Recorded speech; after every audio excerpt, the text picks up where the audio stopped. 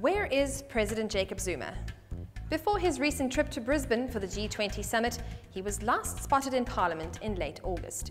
Perhaps it's the South African Airways business that's keeping him busy behind closed doors. And I'm not talking about the umpteenth bailout plan, threats of liquidation, or renewed calls for urgent cash injections. Nope. If the rumours are true, SAA chairperson Dudu Myeni's getting plenty of injections from Jay-Z. SABC board chairperson Ellen Chabalala's apparently also getting some, although she's fiercely denying it. What else do these two women in powerful positions at state parastatals have in common?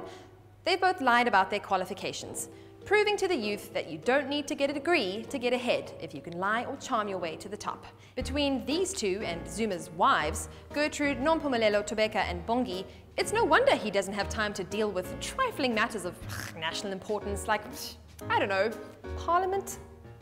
His deputy Cyril Ramaphosa had to step in again this week to deal with the fallout from last Thursday's debacle in the National Assembly. Ramaphosa met with opposition parties on Tuesday to broker a tenuous truce. Speaker and Zuma Protector-in-Chief Baleka Mbete sicked riot police on MPs. It was an unprecedented attack on the constitutional authority of the chamber, Parliament's own version of WWE SmackDown, and labelled a dark stain against our democracy. Speaking of democracy, some sterling investigative work from the Mail and Guardian finally unearthed the buried 12-year-old Kampepe report this week. It proves beyond doubt that Thabo Mbeki's administration blatantly covered up findings paid for by the South African taxpayer that condemned Zimbabwe's 2002 presidential election as being rigged. On Tuesday, our representatives at the UN also joined China and Russia in abstaining from voting that North Korea's leadership be referred to the International Criminal Court for the worst human rights abuses in the world.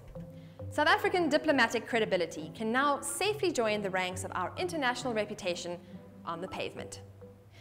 Onto something now that is not to be taken lightly. It's been described as a campaign of lies.